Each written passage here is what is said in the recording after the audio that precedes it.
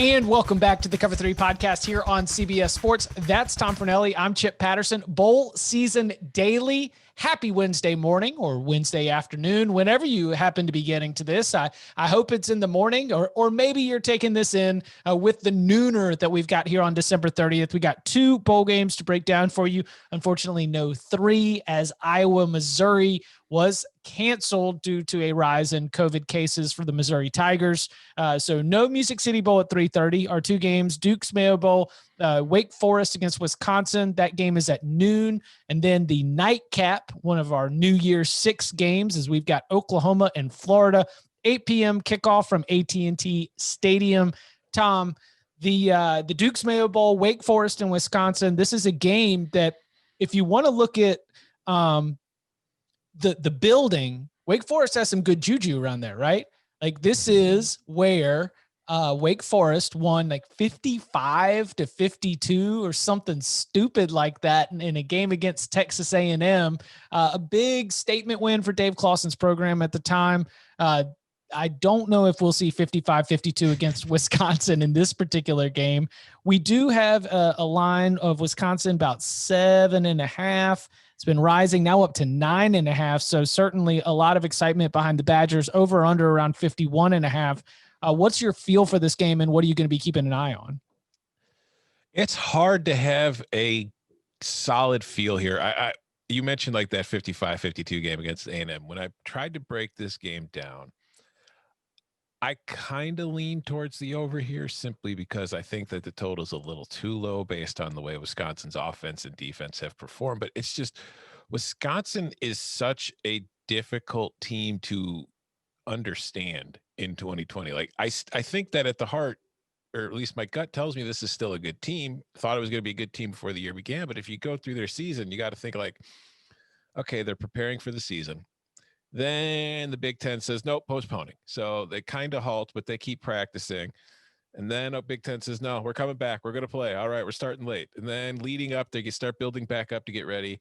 They lose their starting quarterback just before the season starts. Season opens against Illinois. Graham Mertz comes in as the new starter, lights Illinois up. Oh, yeah. Then immediately comes down with COVID. So then he's out, and then they lose a bunch of players. So then their next 2 games are canceled. So they've stopped again. And then they start back up, and they come back and they beat Michigan, and they beat Michigan pretty soundly. And then the game after that, they lose to Northwestern 17-7, in which I think they had 5 turnovers. But still, considering how the season Northwestern had, not a bad loss. And then the season stops again as their game against Minnesota is canceled due to COVID. And then they come back again a week later against Indiana, and they lose an ugly 14-6 game. And then they lose to Iowa 28-7. And then they finish the year with kind of an ugly win, making up that Minnesota game. So like, Wisconsin's entire year has been starting, stopping. So it's really been hard for them to find any kind of rhythm or identity as to what they are, particularly on offense, because they've been without player. Like, Mertz is obviously the big name because he was the quarterback, but they've had guys going in and out of the lineup because of COVID and contact tracing all season long.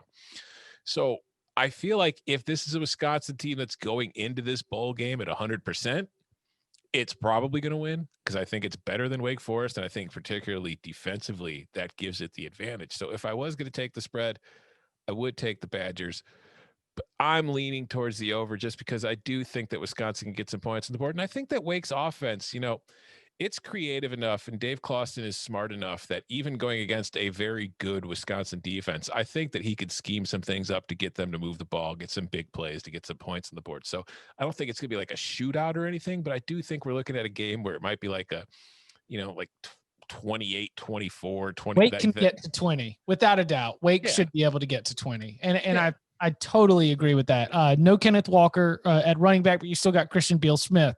You still got some wide receivers that have really been able to come on strong for quarterback Sam Hartman, who's had a really good season with that Wake Forest offense.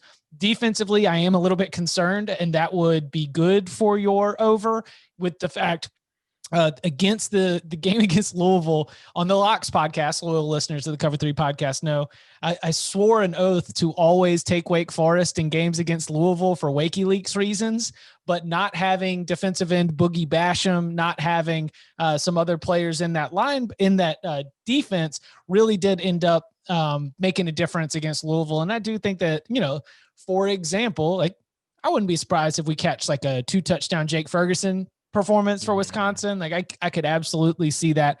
I like Wisconsin here. I do think that so Paul Chryst is 4-1 in bowl games as a head coach at Wisconsin. Is he a good bowl coach? Or is Wisconsin just like the last team that you want to play? If you've ever got a motivation situation, it's saying like, oh yeah, like we got a couple players who are opting out. We got a couple players who are hurt. They're going to shut it down. And you know what we've got?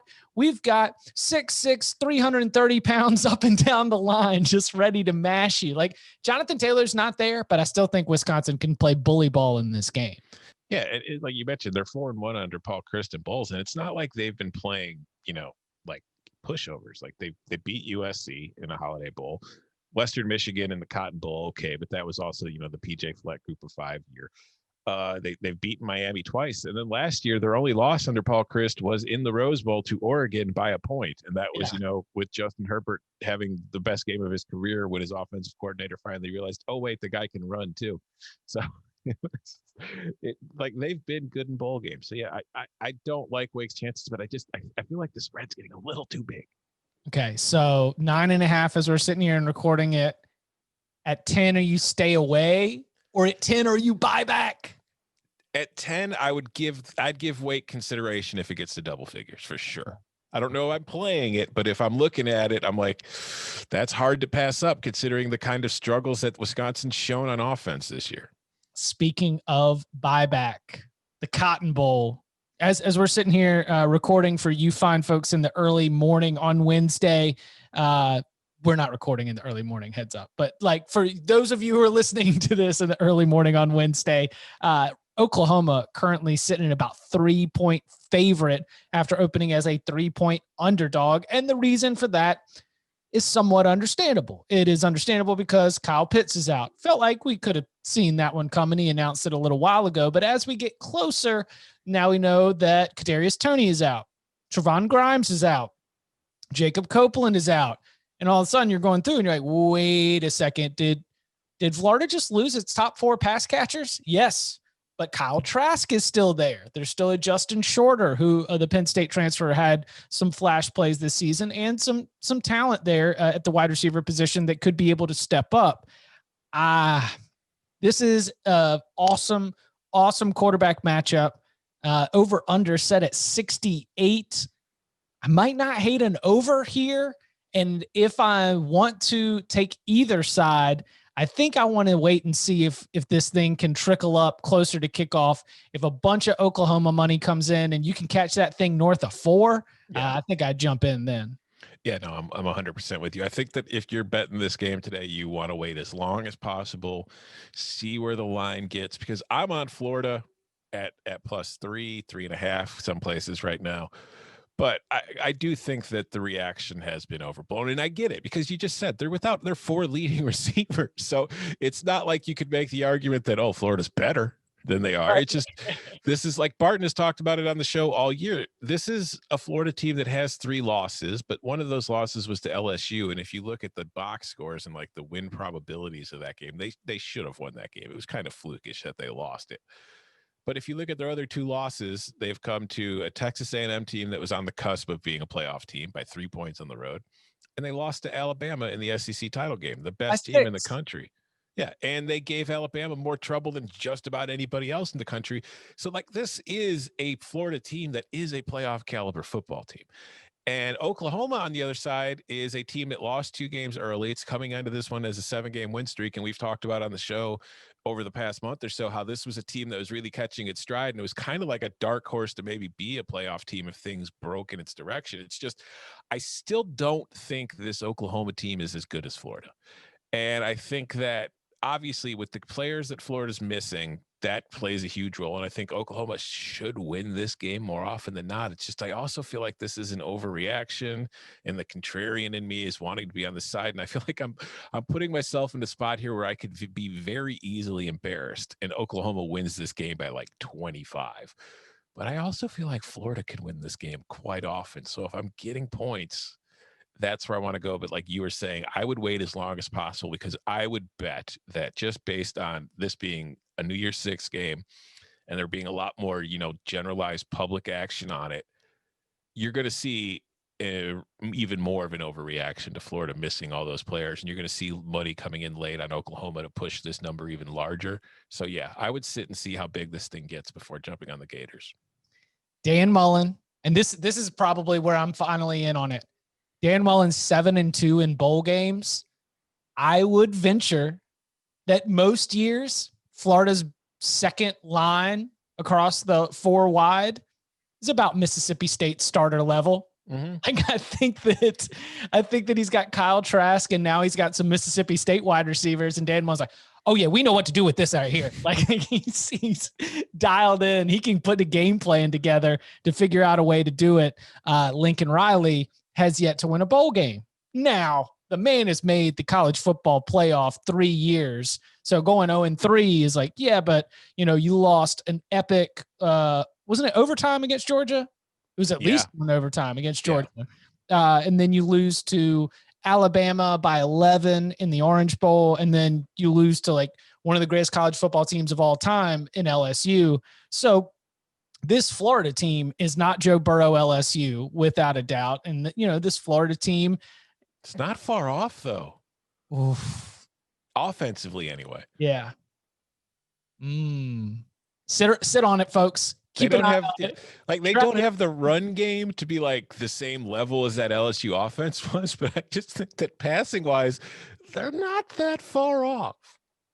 Keep your eye on it.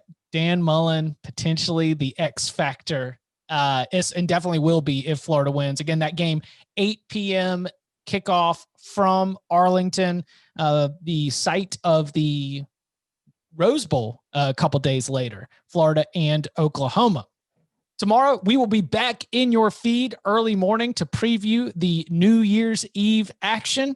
Won't have the Texas Bowl, sadly, but we will have the Arizona Bowl, get you some Mississippi State Tulsa, some West Virginia Army, all to get you set for the New Year's Eve Bowl action here on Bowl Season Daily.